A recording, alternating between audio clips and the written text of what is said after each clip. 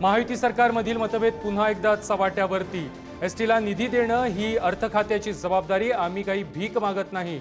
परिवहन मंत्री प्रताप सरनाईकांचं वक्तव्य। तर एसटीला पूर्ण मदत करणार, दादांची ग्वाही।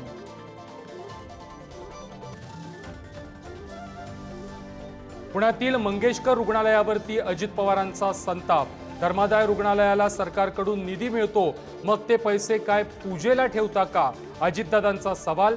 तर हॉस्पिटल सरकारनं ताब्यात घेण्याची उदयनराजेंची मागणी।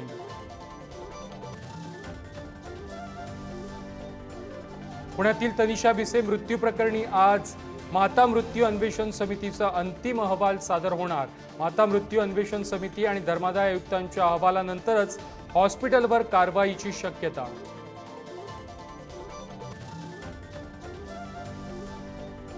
अमित शहा 2 दिवस महाराष्ट्र दौऱ्यावरती। आज पुण्यामध्ये आगमन, उद्या रायगडला जाणार, तर दिल्लीला निघण्याआधी मुंबईतील सह्याद्री अतिथीगृहावर महायुतीच्या नेत्यांसोबत महत्त्वाची बैठक।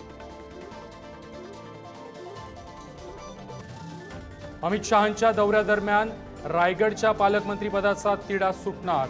शहा राष्ट्रवादीच्या सुनील तटकरेंच्या घरी भेट देणार। शिंदेंच्या शिवसेनेत मात्र अस्वस्थता, गोगावलेंच्या पालकमंत्रीपदावर प्रश्नचिन्ह।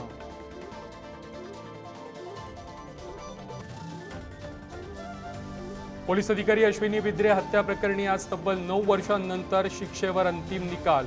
मुख्य आरोपी अभय कुरुंदकर सह अन्य दोघांना फाशी की जन्मठेप, पनवेल कोर्टाच्या निकालाकडे लक्ष।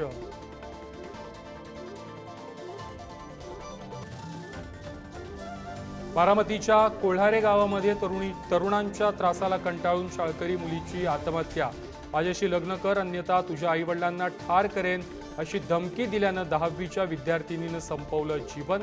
4 जणांविरोधात गुन्हा दाखल। मुंबईतील 26/11 दहशतवादी हल्ल्याचा मास्टरमाइंड तहूर राणाला भारतात आणलं। दिल्लीतील पटियाला हाऊस कोर्टाकडून 18 दिवसांची कोठडी।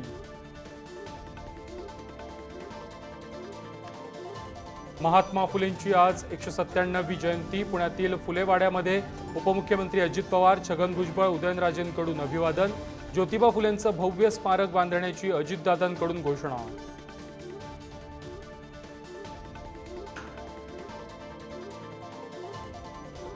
हिंगोलीच्या गिरगाव परिसरामध्ये अवकाळीचं थैमान।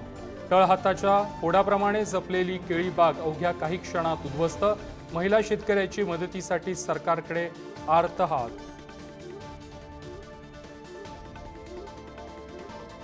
Thank you.